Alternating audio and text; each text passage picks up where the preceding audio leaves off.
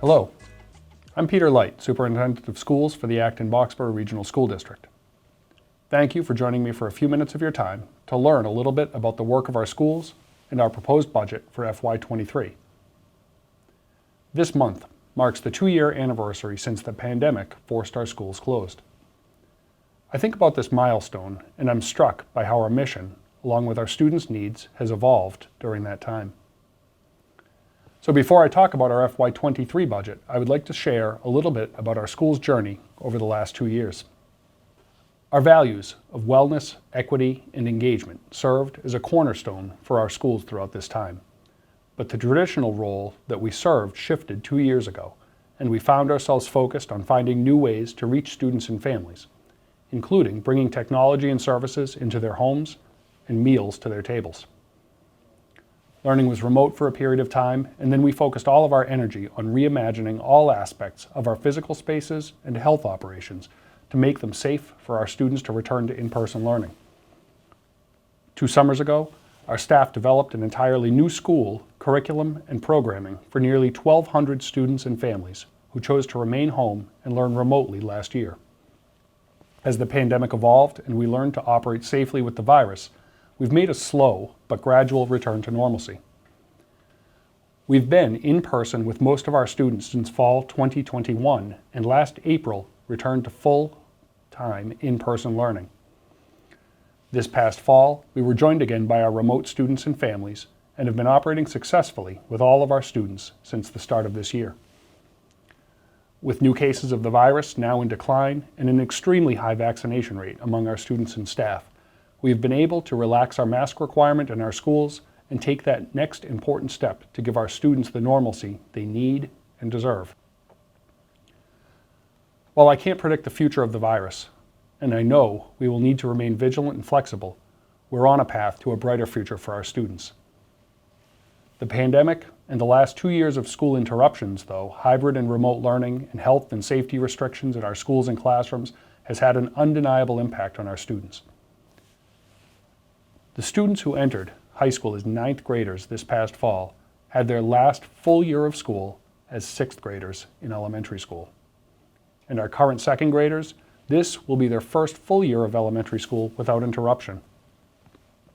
Our most vulnerable students, those with disabilities, have been particularly hard hit by the disruptions to education and the services they need to make progress. As we returned this year, we used some federal grant monies available to schools to add additional staff and supports for students, but recognize that this is only the beginning of a recovery process that will likely take several years. These last 2 years, though, serve as an important backdrop for the development of our FY23 budget and our future planning. While we were fortunate that federal and state grant money was available to our schools to support many of the increased operating costs during the pandemic, which allowed our reserves to remain in a relatively healthy and strong position, some of our special revenue generating programs, such as extended day programming, community education, food services, athletics, and our AllDay Kindergarten fund, all incurred significant losses since they could not operate as usual for approximately 18 months. We're also seeing significantly higher than average health insurance increases that are adding costs to the budget of nearly $500,000 beyond what we would expect in a traditional year. State and federal revenue for next year is expected to be relatively flat, an increase of just over 1%, and the towns have limited ability to generate revenue through taxes and new growth. This is the backdrop for our FY23 budget and provides some of the reasoning for us as to why we use more reserves than typically would be used to maintain a sustainable budget. We believe that as we come out of the pandemic, we need to maintain a high level of services for all of our students. So I'd like to talk to you a little bit about the FY23 budget and how we went about developing that. We develop our budget over a series of several months, and this year we began planning internally in December and with our school committee in January. We've had a series of 5 different major budget revisions over the course of this process. And that brings us to where we stand now, just after our 4th budget presentation, which was our public hearing on the proposed FY23 budget. We're asking our school committee to vote our final budget recommendation on March 17th. This is in anticipation of our two town meetings. This year, the first town meeting will be for the Boxborough and begins on May 9th. And the town meeting in Acton begins on May 16th. And so, by our policy, the school committee must vote the budget 45 days before the earliest of those town meetings, which will be March 17th. Our total budget request for FY23 is just shy of $103 million, which is an increase of just over 3%. The total assessment to Acton will be 3.18%, and the assessment to Boxborough will be 4.59%. Assessments are driven almost entirely by enrollment changes. And so, as we've seen an increase in the number of Boxborough students as a proportion of our total enrollment, we've seen the increase in assessment to Boxborough be higher than what the assessment to Acton was. The budget, as requested, does three major things. It partially funds our strategic priorities. This includes a reduction in AllDay Kindergarten tuition from $3,750 per family and per student to $1,800 per student. This also completes the MTSS multi-tier system of support staff build-out initiative that was created in response to pandemic learning and student needs. It also provides funds to accelerate our work around diversity, equity, and inclusion across the district, and allows us to fund and begin work on social emotional learning and the needs of our students around social emotional needs, mental health, and behavioral needs. In order to be able to stay within the available resources of the district, we also needed to reduce our personnel by a total of 20.6 full-time equivalent employees. And then, finally, we used approximately $1.8 million in reserves in order to limit assessments to the two towns. I'll be speaking to each of these in a little bit more detail. AllDay Kindergarten is an incredibly important strategic priority for us. We are one of only about 20 communities in the state that does not provide for free all-day kindergarten for all students. It's important in our quest for equitable opportunities for students that we do not charge tuition for kids to learn. Kindergarten is an incredibly important year for students as they transition in, and it's the beginning of their educational journey. And we know, especially coming out of the pandemic, it's particularly challenging for families to pay for all-day kindergarten. The budget we're proposing accelerates the tuition reduction from our original plan and includes an additional $180,000 of our existing kindergarten budget that will have to come into the district's budget from outside revenue sources, and we're intending to use some of our money from our ARPA grant from the towns to be able to help fund this reduction. Our original tuition plan for this current year is $3,750. We had planned to get to $3,000 for FY23, and the budget we're proposing actually reduces that to $1,800 per student. Other strategic priorities included in this budget include expanded leadership for diversity, equity, and inclusion at the school level in the form of teacher leadership positions to help us accelerate this work. We're also providing additional anti-bias training for our staff and providing for additional trainers across the district. We're continuing our plan to provide coaching for our leadership and school-based leadership teams around culturally responsive schools. We're also funding resources to expand equitable opportunities and outcomes for our students. As part of our early literacy initiative, we plan to purchase decodable texts for our elementary classrooms to support evidence-based Tier 1 early literacy instruction, and are implementing a social emotional screening tool and curriculum resources so that we can more proactively identify and support students' social emotional needs. This also includes a data dashboard that helps bring together both our academic data and social emotional screening data around our students in one place so our educators can more easily identify our students' needs and support them.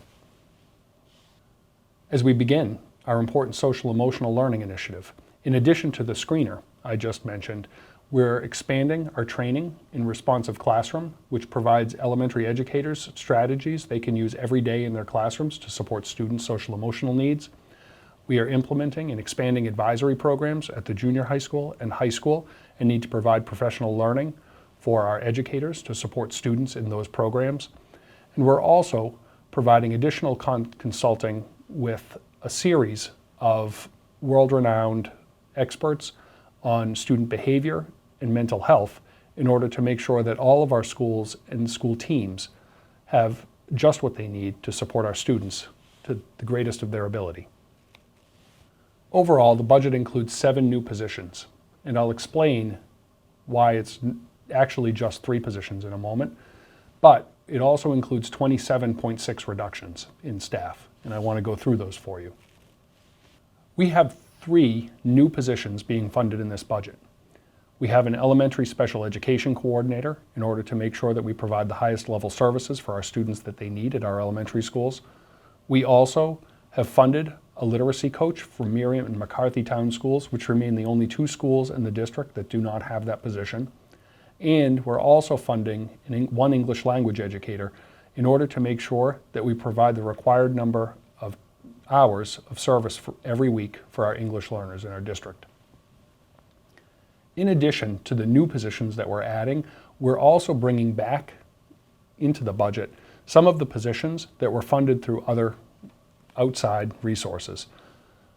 We're converting 2 of our library assistant positions to full-time licensed certified librarians, which does not change our FTE count. We're also restoring a pre-K assistant to the operating budget that had previously been paid through for that revolving fund.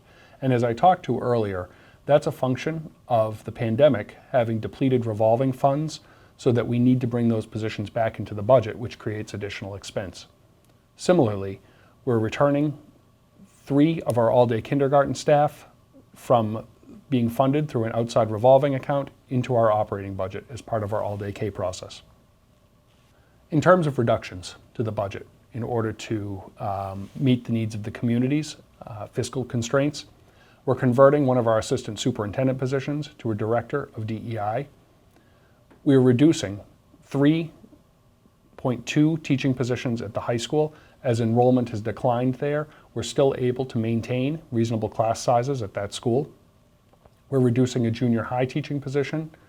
We're reducing 14.4 equivalent classroom assistants, which is the equivalent of 2 grade levels of elementary classroom assistants. 3 bus driver positions, 1 security staff, 1 operations or ground staff, half a position of a capital projects manager, equivalent of 1 high school clerical position, and a half-time junior high school clerical staff. And then, additionally, we're going to be moving the funding for 2 of our special education teachers from the budget to a grant fund that we were able to secure. We're using significant reserves to help balance this budget and reduce the assessments to the communities. We're using $1.5 million of our excess and deficiency fund in this upcoming budget. Our current certified excess and deficiency as of July 1st, 2021 was $3.2 million. We don't yet know what FY22 turnbacks will be. However, our historical average is between 1 and 1.2 million each year. We're also planning to use $300,000 from our capital stabilization fund. $200,000 of that is interest that was earned on our previous fund balance, and $100,000 is from the actual principal fund balance, which was $1 million as of June 30th, 2021.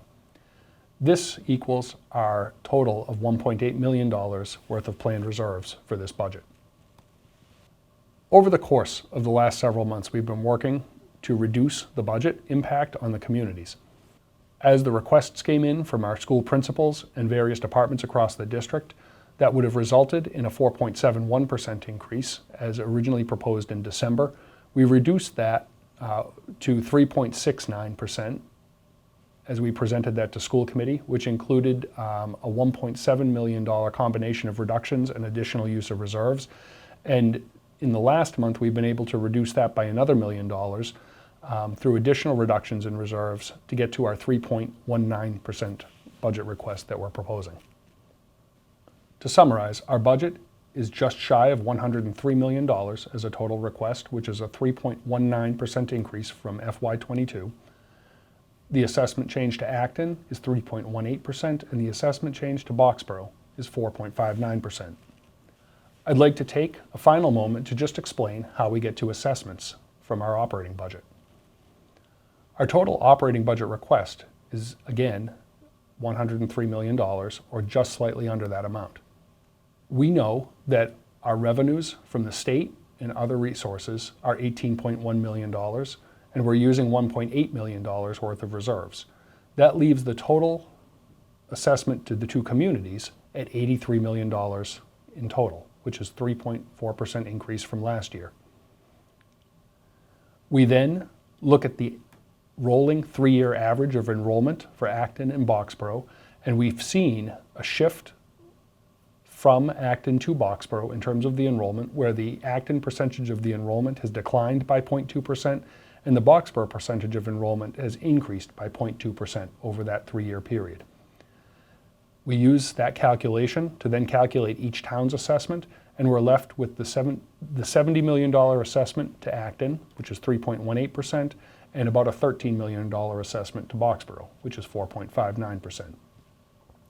We will note that as we worked with the Acton Leadership Group, we were able to achieve a balanced ALG plan as of February 18th through the combination of reductions and reserves at the district level and some adjustments on the town budget.